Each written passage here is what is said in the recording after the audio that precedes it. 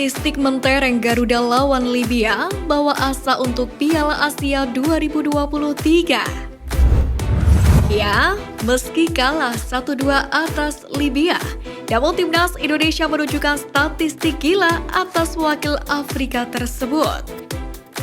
Menurut laporan laman lapangbola.com, timnas Indonesia melepaskan 11 kali percobaan berbanding 8 yang dilepaskan oleh Libya. Di sisi lain, dari 11 peluang timnas Indonesia itu, Marcelino dan kawan-kawan hanya melepaskan 2 shot on target dan 5 shot off target. Sementara di kubu Libya melepaskan 4 on target dan 1 off target. Kemudian dari segi penguasaan bola, timnas Indonesia lebih unggul dengan 56% berbanding 44% milik Libya. Kemudian dari umpan, timnas Indonesia mencatatkan 396/479 berbanding 305/390 milik singa Mediterania. Akurasi umpan juga timnas Indonesia unggul 82% berbanding 78%. Perlu diketahui, Sintayong menggunakan pola yang berbeda pada pertandingan semalam. Jika uji coba pertama, Garuda memakai pakem 4-4-2. Namun dalam latih tanding kedua, timnas Indonesia menggunakan pola 3-4-2-1. Sintayong mengatakan bahwa formasi itu menjadi simulasi untuk melawan timnas Irak. Sebab singa Mesopotamia akan menjadi lawan pertama dari pasukan Garuda. Sementara menanggapi hasil laga, pelatih timnas Indonesia Sintayong tetap memuji perjuangan timnas Indonesia meski keok dari Libya.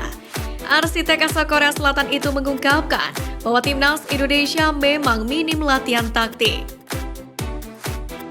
Memang selama di Turki kami sudah latihan fisik, tapi tanpa bisa latihan taktik.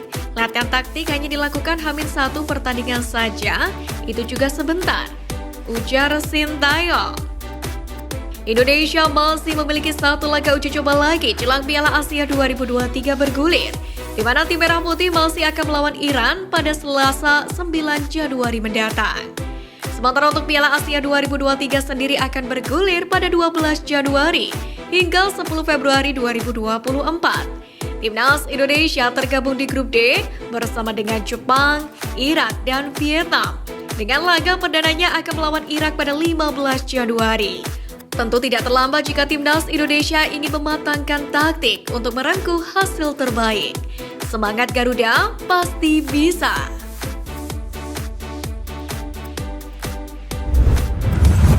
Pelajaran untuk timnas Indonesia usai lawan Libya. Progres bagus. Meski meraih 2 kekalahan atas Libya, namun fakta bahwa timnas Indonesia menunjukkan perkembangan yang signifikan tidak bisa dibantah. Pemain skuad Garuda tergolong stabil sejak awal pertandingan. Timnas Indonesia juga mendominasi penguasaan bola di laga ini. Selain itu, stamina para pemain juga tidak kedodoran seperti pertandingan pertama. Selain itu, permainan Marcelino dan kawan-kawan juga lebih cair di laga ini. Jadi secara garis besar, ada peningkatan performa yang signifikan pada laga semalam. Kurangi blunder. Padahal timnas Indonesia bermain dengan apik di laga semalam. Bahkan timnas Indonesia mampu unggul lebih dulu. Namun memang sayang, gawang Hernando Ari harus bobol 2 kali di laga ini karena kesalahan para pemain timnas Indonesia sendiri. Semoga saja jatah blunder timnas Indonesia sudah habis di laga ini, karena di turnamen Piala Asia nanti haram hukumnya untuk membuat blunder jika timnas Indonesia mau melaju ke babak 16 besar. Penyelesaian akhir perlu diasah. PR lama yang nampaknya masih perlu dibenahi oleh Sintayong dari skuad Garuda lagi-lagi adalah masalah penyelesaian akhir. Di laga ini permainan timnas Indonesia cukup apik dan mengalir. Jika dibandingkan dengan pertandingan pertama, timnas Indonesia membuat lebih banyak peluang apik di laga semalam. Namun sayang, beberapa peluang emas yang dibuat Indonesia ini gagal menjadi gol karena penyelesaian akhir yang kurang baik. Sintayong tentu harus memastikan timnas tidak buang-buang peluang di Piala Asia, karena lawan yang dihadapi nanti jauh lebih berat daripada Libya, sehingga skuad Garuda harus efisien setiap kali membuat peluang. 3 back lebih cair. Di pertandingan pertama, pelatih asal Korea itu sempat mencoba skema 4 back. Namun nampaknya skema ini tidak berjalan dengan baik. Sementara skema 3 back Sintayong terbukti lebih tokcer.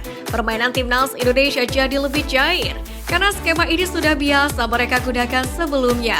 Selain itu, menarik ditunggu bagaimana eksperimen Sintayong menjadikan Justin Hubner gelandang. Karena di laga kemarin, performa Hubner di laga itu tergolong cukup apik sebagai gelandang.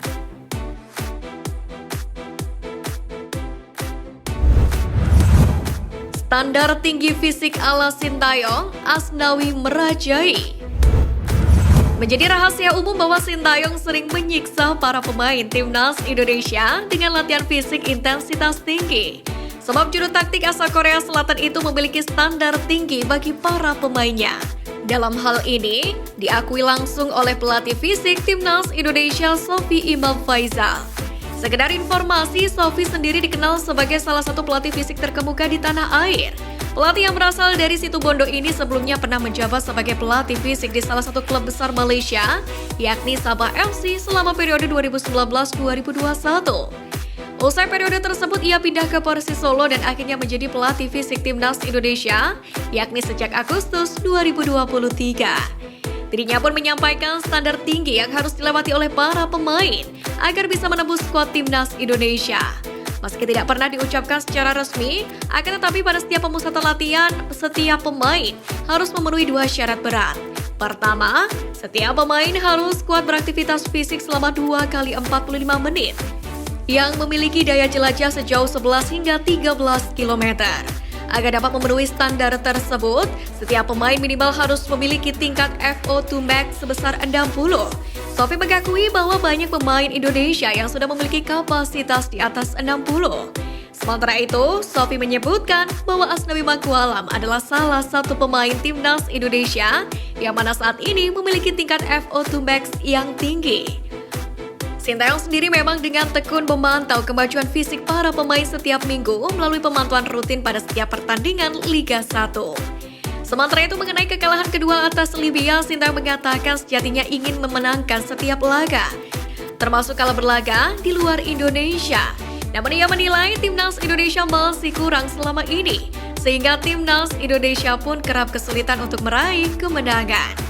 Namun demikian, juru taktik asal Korea Selatan tersebut meyakini bahwasannya timnas Indonesia pasti akan berkembang dan pasti akan lebih baik. Ia pun meminta para fans untuk tidak terlalu terburu-buru dan sedikit lebih bersabar untuk perkembangan sepak bola Indonesia.